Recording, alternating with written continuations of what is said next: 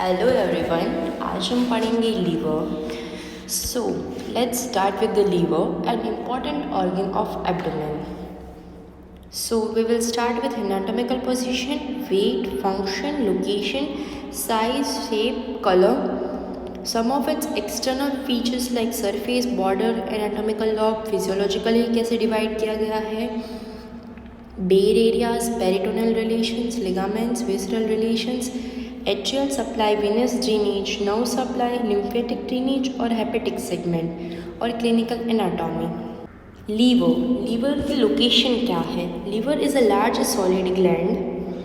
हमारा बॉडी को चार ब्लॉक में डिवाइड किया, चार क्वाड्रेंट में डिवाइड किया गया है. Right upper, left upper, right lower, left lower. Liver यहाँ पे आता है राइट अपर क्वाड्रेंट में. हमारे बॉडी के जैसे आपको पता ही होगी 9 रीजन्स होते हैं. Right hypochondrium, left hypochondrium, right lumbar, left lumbar, right iliac, left iliac, epigastric, hypogastric और इधर आता है umbilical. Most of the liver is present in this region, that is right hypochondrium. थोड़ा सा रीजन उसका जाता है एपिगैस्ट्रिक में भी जाता है, और थोड़ा सा रीजन उसका एक्सटेंड ऐसे होके वो जाता है, थोड़ा सा रीजन उसका लेफ्ट हाइपोकॉन्ड्रियम में भी जाता है, बट मेजॉरिटी उसका राइट हाइपोकॉन्ड्रियम में ही होता है. लीवर दो ग्लैंड्स, लीवर के अंदर एंडोक्राइन ग्लैंड्स भी होते हैं और एक्सोक्राइन ग्लैंड्स भी होते हैं. एंडोक्राइन ग्लैंड्स डक्टलेस ग्लैंड्स है जो केमिकल डायरेक्टली ब्लड में पोर करते हैं, और एक्सोक्राइन बाइल बिलियरी पैसेज के थ्रू सिक्रीट करते हैं. फंक्शन मेटाबॉलिज्म करता है, बहुत सारे अमाइनो एसिड्स प्रोटीन का सिंथेसाइज करता है, पैर को एक्सक्रीशन करता है, टॉक्सिन्स ड्रग्स को प्रोटेक्टिव है, मैक्रोफेजेस होते हैं और स्टोरेज की तरह.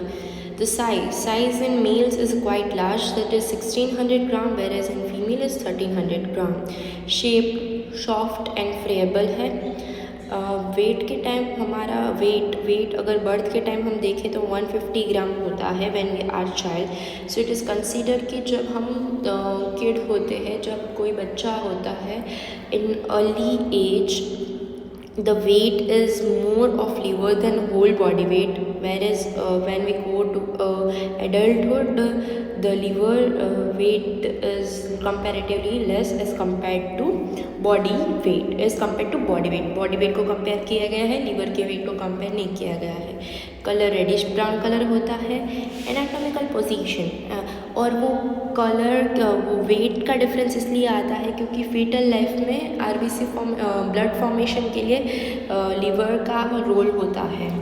एनाटॉमिकल पोजीशन में इंफीरियर वेना कावा पोस्टीरियर सरफेस पे आना चाहिए और वर्टिकली स्ट्रेट आना चाहिए, और जो ब्रॉड बेस है वो राइट लेटरल साइड में आना चाहिए, और स्मूथ कॉन्केव कॉन्वेक्स सरफेस है ऊपर आना चाहिए. This is the right anatomical position. इसमें ये क्या है, ये इंटीरियर सरफेस है, ये पोस्टीरियर सरफेस है. ऐसे उसकी एनाटॉमिकल पोजीशन है. अब उसकी सरफेसेस की बात करते हैं. 5 सरफेस होते हैं. 5 सरफेस कैसे? This is the interior surface. ये जो साइड में दिखा रहा है इतना राइट लेटरल सरफेस होता है. 3D व्यू अगर हमारे पास कोई मॉडल होगा तो उसमें दिख जाएगा right lateral surface. This is the superior surface, this all is inferior surface, and this is the posterior surface. ये सुपीरियर सरफेस ऐसे एक्सटेंड हुआ है, ये इंफीरियर सरफेस है, और ये जो है वो है हमारा पोस्टीरियर सरफेस. और नीचे एक ही बॉर्डर होती है, इंफीरियर बॉर्डर. और राइट और लेफ्ट में डिवाइड कौन करता है? एनाटॉमिकली अगर देखें तो 2 लोब में डिवाइड किया जाता है लिगामेंट्स के द्वारा, राइट और लेफ्ट. डन. तो this is all about the liver basic. So now let's move on to the further part, that is ये जो वन मोर थिंग, ये जो पोस्टीरियर सरफेस होता है वो ही कांटेक्ट में आता है विसरल ऑर्गन के साथ, कोई भी विसेरा के साथ. विसरल लेयर वहाँ पे आते हैं, इसीलिए विसरल लेयर के कांटेक्ट में अगर पूछा जाए कौन सा सरफेस, तो पोस्टीरियर इंफीरियर सरफेस या तो डायफ्रैग्मेटिक सरफेस भी उसे बोलते हैं, वो कनेक्शन में आता है किसके? विसरल लेयर के.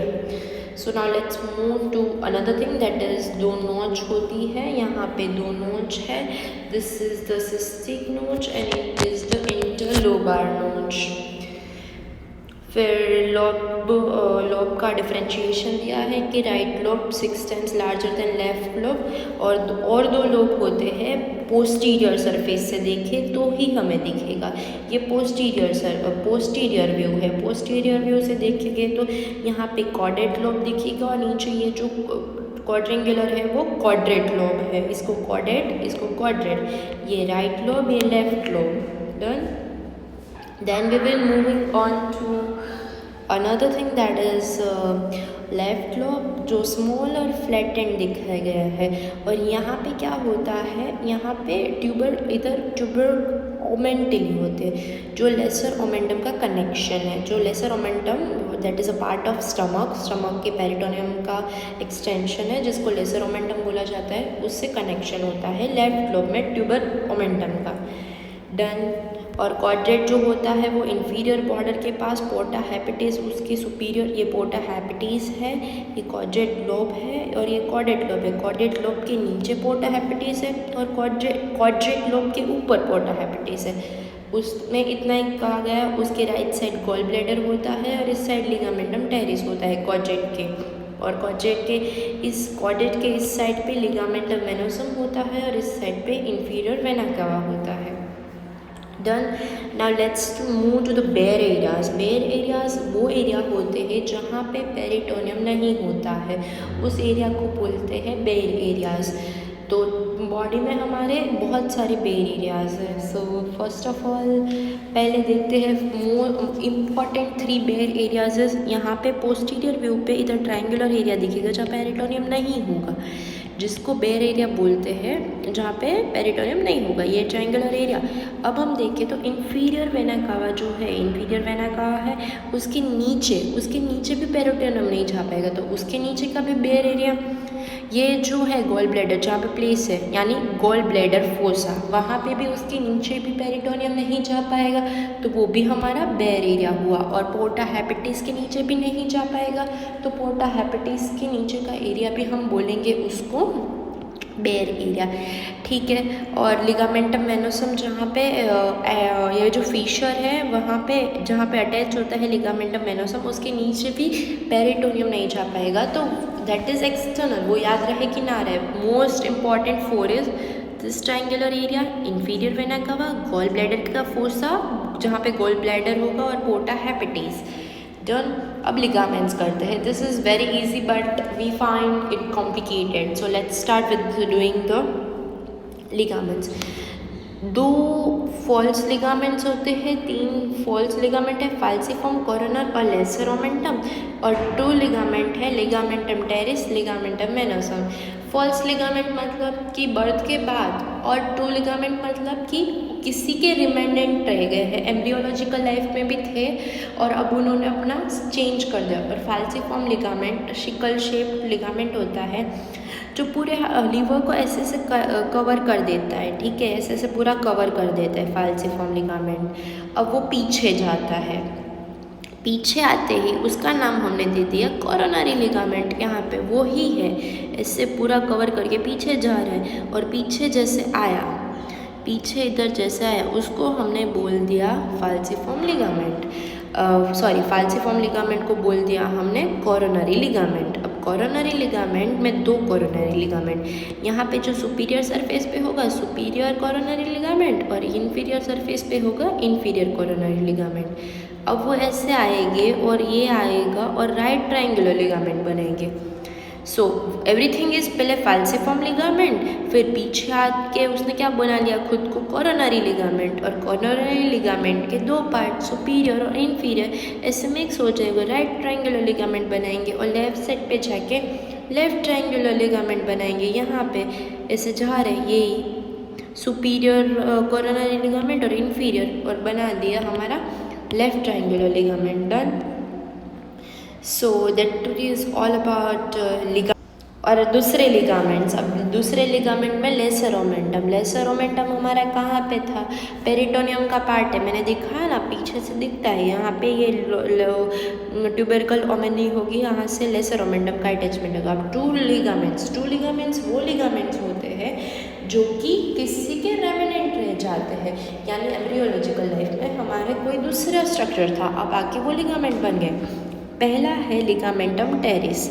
लिगामेंटम टेरिस ऐसे एक्सटेंड हुआ नीचे दिखता है, ऐसे लिगामेंटम टेरिस फ्रंट साइड से दिखता है।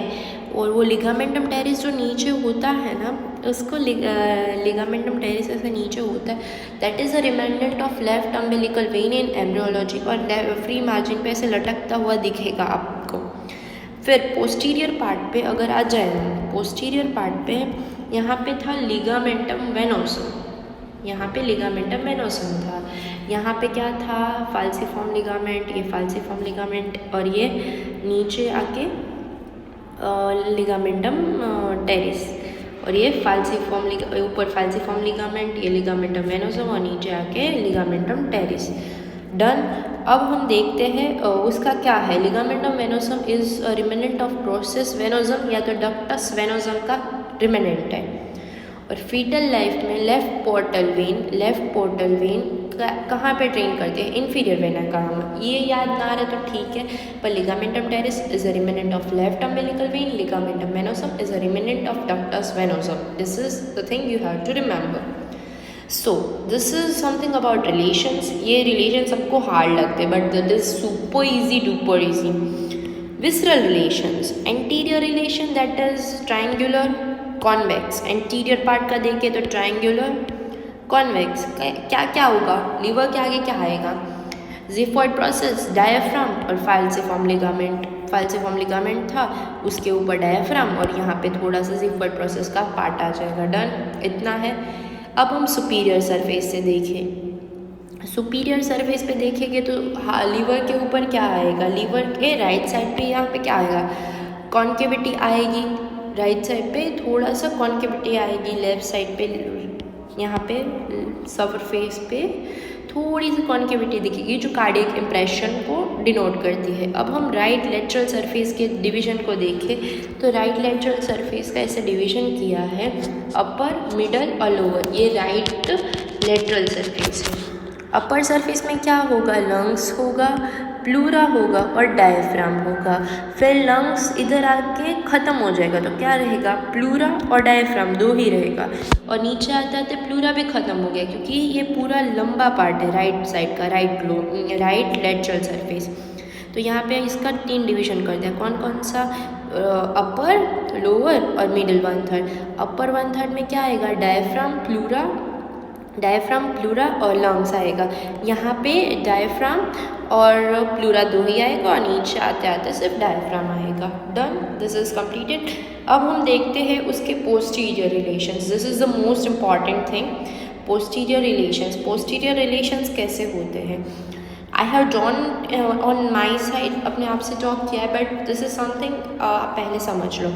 इधर से कोई गट आई तो क्या आएगा? ईसोफेगस। यहाँ पे आके उसका स्टमक बन गया, ऐसे स्टमक बना।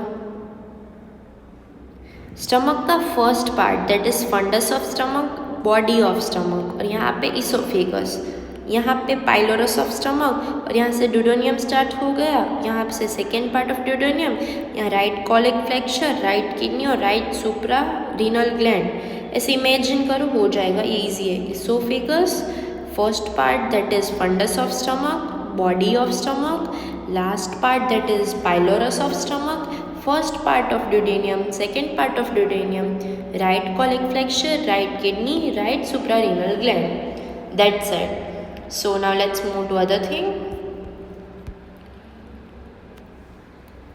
This is something I have drawn: esophagus, pylorus of stomach, intestine, gallbladder, then kidney, suprarenal gland. That is something I have drawn on from my side. Now let's move to the contents of porta hepatic. This is known as porta hepatic. It has portal vein, hepatic artery, hepatic artery, hepatic, this is portal vein, this is hepatic artery, that is used for arterial drainage, lymph, nerve, lymphatics, hepatic duct. Done. What are the contents of portal hepatitis? Hepatic duct, portal vein, hepatic artery, nerve, lymph and lymphatics. Venous drainage is hepatic vein to inferior vena cava. Lymphatic drainage has superficial lymphatics, deep lymphatics. Now supply sympathetic and parasympathetic. Done. Now let's move on to the physiological division. This is also most important. So हमने anatomically right, left, chordate और chordate lobe में divide किया. अब हम divide करेंगे physiologically. पहले तो मैं बोलूँगी कि आप पोस्टीरियर सरफेस से देखो. पोस्टीरियर आप अगर हार्ट पे जाओगे तो ऐसे डिवीजन कर दिया. सिस्टिक डक्ट से नीचे लेके ऊपर गए, ऊपर सुपीरियर सरफेस तक और फिर से वापस आगे. तो क्या हुआ, ऐसे राइट और लेफ्ट में डिवीजन होगा. और यहाँ पे राइट और लेफ्ट में फिजियोलॉजिकली दोनों को इक्वली डिवीजन मिला. अब हो गया.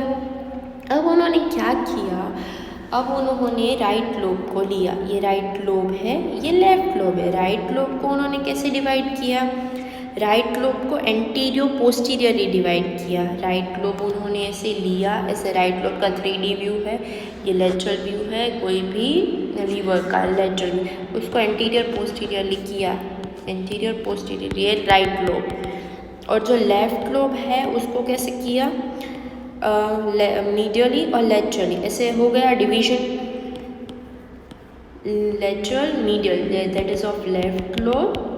और ऐसे उसका 3D बनाने का ट्राई कर रही हूँ. दैट इज़ उसको डिवाइड करेंगे तो कैसे हुआ, एंटीरियर पोस्टीरियर. डन.